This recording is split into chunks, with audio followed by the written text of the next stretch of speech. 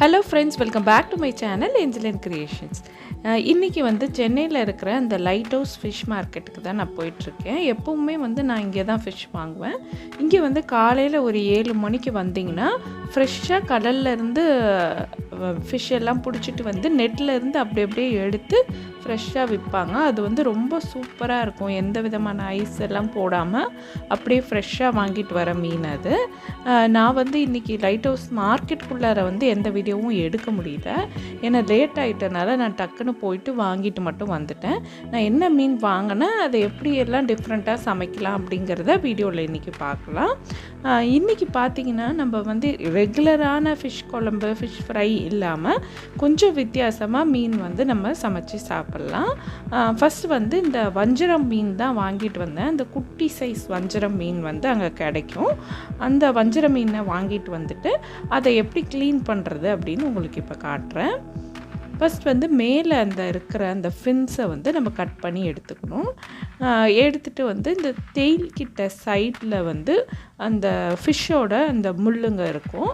அதெல்லாம் வந்து இப்படி பண்ணணும்னா அது விரிஞ்சு நீட்டமாக வரும். அதை ஸ்க்ராப் பண்ணணும். கத்தி வச்சு நம்ம ஸ்க்ராப் பண்ணணும்னா அதெல்லாம் அப்படியே வந்து உதிர்ந்துடும். அதுக்கப்புறம் சைடில் இருக்கிற முள் வந்து கொஞ்சம் பெருசாக இருக்கும். அதை வந்து நம்ம கத்திரிக்கோலில் கட் பண்ணணும். டெயில் கிட்ட இருக்கிறதையும் கொஞ்சம் கட் பண்ணிட்டதுக்கப்புறம் இந்த சைடில் இருக்கிறத சிசர்ஸ் வச்சு கட் பண்ணும்போது நமக்கு ரொம்பவே ஈஸியாக இருக்கும். இல்லைனா நீங்கள் நல்ல ஷார்ப் நைஃப் வச்சுருந்தீங்கன்னா அடித்து வந்து நீங்கள் கட் பண்ணிக்கலாம். அதுக்கப்புறம் ஹெட்டு பகுதியில் இந்த வாய் பக்கத்தில் நல்லா கட் பண்ணிட்டிங்கன்னா அப்படியே நீட்டமாக ஓப்பன் பண்ணால் அந்த அழுக்கு அந்த வேஸ்ட்டோடு சேர்த்து அந்த ஃபிஷ்ஷோட அந்த ஸ்டொமக்கும் சேர்த்து நமக்கு வெளியே வந்துடும். அதை ஃபுல்லாக நம்ம க்ளீன் பண்ணி எடுத்ததுக்கப்புறம் ஃபுல் ஃபிஷ்ஷை வந்து அப்படியே நல்லா தண்ணியில் ரின்ஸ் பண்ணி கழுவுனதுக்கப்புறம் நமக்கு ஃபுல் ஃபிஷ் அப்படியே கிடச்சிடும். நமக்கு ஃபுல் ஃபிஷ் அப்படியே வேணும்னா நம்ம அப்படியே வச்சு யூஸ் பண்ணிக்கலாம். நமக்கு பீசஸ் வேணும்னா இந்த மாதிரி டெயில் கட் பண்ணி எடுத்ததுக்கப்புறம் ஒவ்வொரு பீசஸாக வந்து நம்ம ஸ்லைஸ் எந்த அளவுக்கு திக்னஸ் வேணுமோ அந்த அளவுக்கு நம்ம ஸ்லைஸ் போட்டுக்கலாம். சின்ன சைஸ் மீன் வாங்குறப்ப நம்மளே வீட்டில் கட் பண்ணிக்கலாம். சப்போஸ் உங்களுக்கு கட் பண்ண தெரியலனாலும் மார்க்கெட்டில் கட் பண்ணுறதுக்கு ஆளுங்க இருப்பாங்க. அதுக்கப்புறமேட்டு நான் வந்து கொஞ்சம் ஃபில்லே போட்டுக்கிட்டேன். இந்த மாதிரி ஃபில்லே போடுறது வந்து பெரிய மீனில் உங்களுக்கு நல்ல தடியான பீஸ் கிடைக்கும். சின்ன மீனில் இந்த மாதிரி சின்ன சைஸ் பீசஸ் தான் கிடைக்கும்.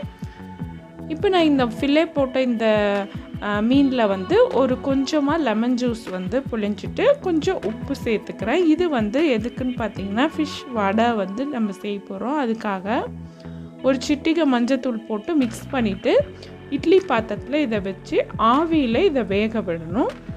இப்போ ஒரு இட்லி பாத்திரத்தில் அடியில் தண்ணி ஊற்றிட்டு அந்த தண்ணி கொதிச்சதுக்கப்புறமேட்டு மூடி போட்டு ஒரு 8 நிமிஷம் இந்த மீனை வேக விட்டிங்கன்னா நல்லா சாஃப்டாக குக் ஆகிடும். ஒரு மிக்ஸி ஜாரில் ஊறின கடலைப்பருப்பை சேர்த்துருக்கேன். ஒரு கப் கடலைப்பருப்பு எடுத்து அதை நல்லா கழுவிட்டு 1/2 மணி நேரம் ஊற வச்சுருந்தேன்.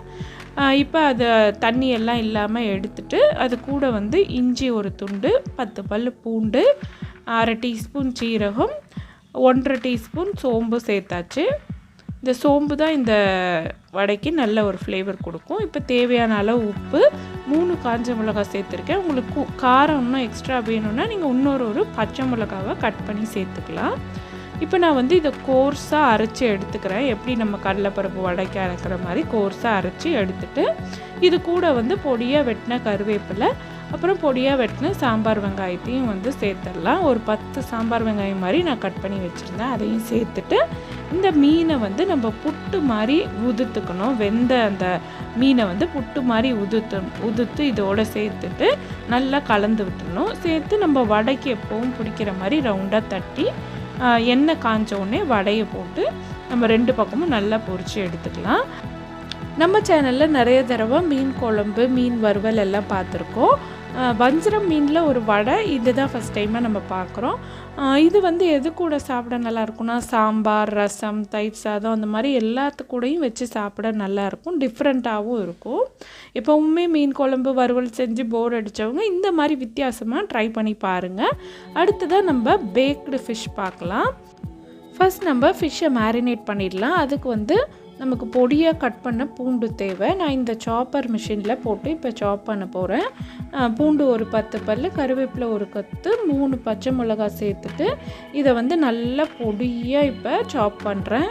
இந்த மிஷினில் வந்து இல்லைன்னா நீங்கள் கையிலேயே சாப் பண்ணிக்கலாம். 1.5 டேபிள் ஸ்பூன் பட்டர் கூட சேர்த்துட்டு இதை நல்லா வந்து திருப்பி ஒரு தடவை நல்லா மிக்ஸ் பண்ணுறேன். இப்போ இதை நல்லா மிக்ஸ் பண்ணியாச்சு. இதை ஒரு ஓரம் வச்சுட்டு நம்ம கழுவி க்ளீன் பண்ணி எடுத்து வச்சுருக்க அந்த ஃபிஷ் மேலே இந்த மாதிரி கட்ஸ் கொடுத்துருக்கேன். இதில் 1/2 லெமன் ஜூஸ், அதுக்கப்புறம் உப்பு 1/4 டீஸ்பூன் போட்டு நல்லா தடவி விட்டுடுங்க. அப்புறம் நம்ம மிக்ஸ் பண்ணி வச்சுருந்த அந்த கார்லிக் பட்டரை வந்து ஃபிஷ் மேலே நல்லா எல்லா இடத்துலையும் தடவிட்டு இந்த கட்ஸ்குள்ளாரையும் கொஞ்சம் அப்படியே தடவிட்டு சீஸ் ஸ்லைஸை சின்ன சின்னதாக கட் பண்ணிவிட்டு இந்த ஃபிஷ்ஷோட கட்குள்ளார நான் இந்த மாதிரி சொருகி வச்சுருக்கேன். இந்த மாதிரி சீஸ் சேர்க்குறது குட்டீஸ்க்கெல்லாம் ரொம்ப பிடிக்கும். ஃபைனலாக கார்லிக் பிரெட் சீசனிங்கை மேலே ஆட் பண்ணுறேன். அந்த சீசனிங்கில் இருக்கிற அந்த ரெட் சில்லி ஃப்ளேக்ஸ் வந்து எக்ஸ்ட்ரா காரம் கொடுக்கும். அப்போ வந்து ஃபிஷ் வந்து பிளாண்டாக இல்லாமல் நமக்கு டேஸ்ட்டாக இருக்கும். இப்போ ஒரு பேக்கிங் ட்ரேயில் அலுமினியம் ஃபாயில் போட்டுட்டு ப்ரீஹீட் பண்ண அவனில் வைக்கிறேன். 190 டிகிரி செல்சியஸில் 10 மினிட்ஸ் ப்ரீஹீட் பண்ணியிருந்தேன். அதே சேம் 190 டிகிரி செல்சியஸில் 10 மினிட்ஸ் குக் ஆன அந்த பட்டர்லாம் நல்லா மெல்ட் ஆகி அந்த ஃபிஷ்ஷும் வந்து நல்லா குக் ஆகி ஜூஸியாக இருக்கும். நான் வந்து இந்த ஃபாயில் எதுக்கு போட்டேன்னா இந்த மாதிரி ஜூஸஸ் வெளியே வரும்போது அந்த ஃபாயிலில் இருக்கும், நமக்கு க்ளீன் பண்ணுறதுக்கும் ஈஸி, இந்த ஃபிஷ்ஷை வந்து ட்ரேலேருந்து எடுக்கிறதுக்கும் நமக்கு ஈஸியாக இருக்கும். சூப்பராக வந்து ஒரு பேக்டு ஃபிஷ் ரெடி ஆகிடுச்சு. வஞ்சரம் மீனை வச்சு இன்றைக்கி 2 விதமான டிஃப்ரெண்ட் ரெசிபி பார்த்தோம். இந்த ரெசிபியை ட்ரை பண்ணி பார்த்துட்டு எப்படி வந்ததுன்னு கமெண்ட் செக்ஷனில் சொல்லுங்கள். ரெகுலராக என்னோடய சேனலில் பார்க்குற நேயர்களுக்கு எல்லாருக்குமே ஏற்கனவே தெரியும், தெரியாதவங்களுக்கு சொல்லிக்கிறேன். நான் இப்போ வந்து Cuteseal பேபி டைப்பர்ஸ் அண்ட் மைவிங் சானிடரி நாப்கின்ஸ் ஹோல்சேல் ப்ளஸ் ரீட்டெயிலில் சேல் பண்ணிகிட்ருக்கேன்.